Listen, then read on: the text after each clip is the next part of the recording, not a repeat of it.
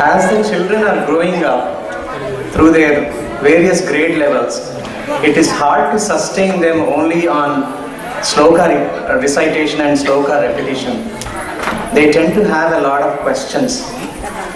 Their minds are so inquisitive and curious, and the best way to handle them is to nurture their questioning.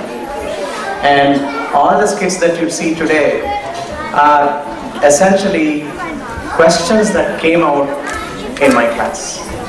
Thank you.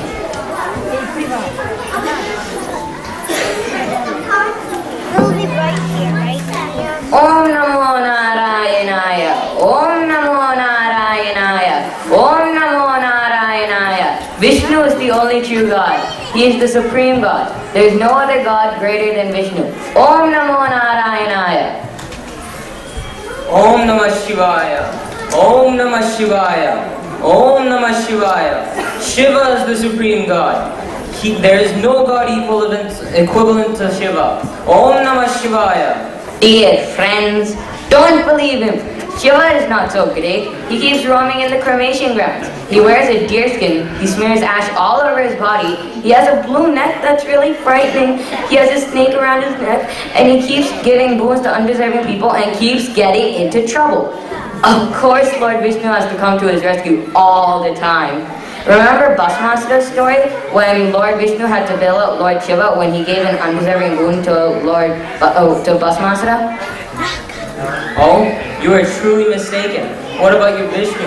All he does is sleep in the Milky Ocean all day. Unlike Lord Shiva, who is impartial to both the Devatas and the Rakshasas, Lord Vishnu only takes the side of the Devatas, sometimes in an unjustified way. When he was born as Rama, he killed Bali by deceit. When he was born as Krishna, he stole butter and he killed his own uncle.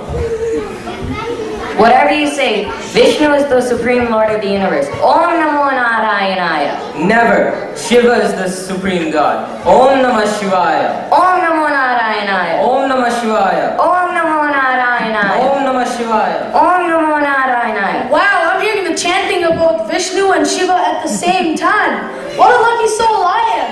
Namaskaram. But I sense there's an argument between you guys. What's the matter? I say that Lord Vishnu is the supreme Lord of the universe and no one is his equal. And I say Lord Shiva is the supreme God and no one is his equal. You guys are both right. What? How is that possible? How can two gods be the supreme God? Why not? I mean, haven't you ever heard of the sloka Shivaya Vishnu Roopaya? Of course I have. Shivaya Vishnu Roopaya, Shiva Roopaya Vishnave, Vishnu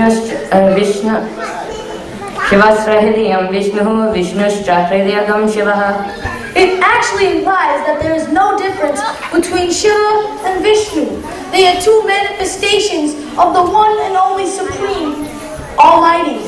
Wait, how can one entity be multiple entities? How can Vishnu be the same as Shiva?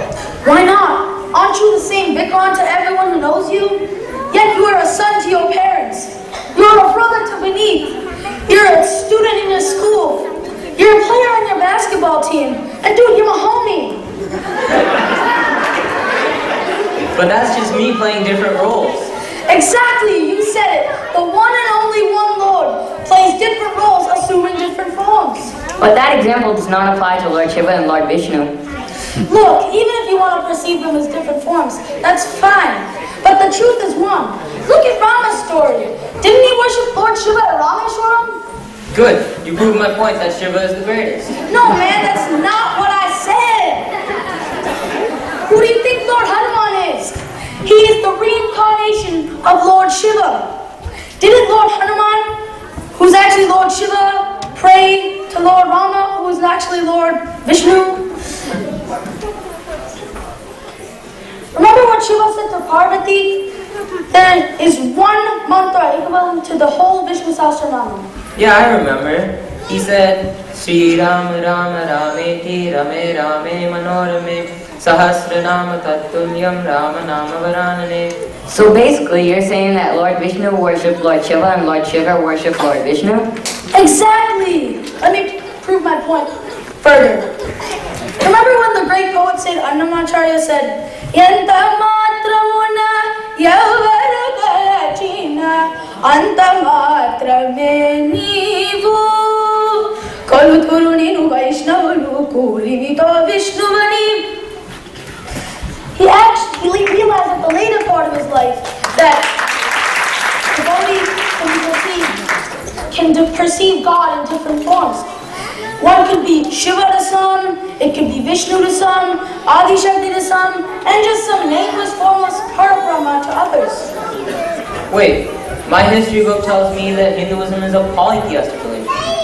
And you're telling me that it's monotheistic? Exactly. Ekam sat vipra bahuta vadanti. Meaning, the Lord is only one. Sages just perceive him in different forms. I wonder why a classmate of mine, Nitya, got an answer on her social studies test wrong when she said that Hinduism was monotheistic. Well, one thing is for sure. The authors of American social studies textbooks are wrong when it comes to Hindu Dharma. Yes. Well, hats off to Nitya for being strong and avoiding the facts that the textbook provided. And I think we should all be able to gain that kind of confidence and stand up when facts are proven wrong. Akashat patitam toyam yata gacchati sagaram sarvadeva namaskaram keshavam prati gacchati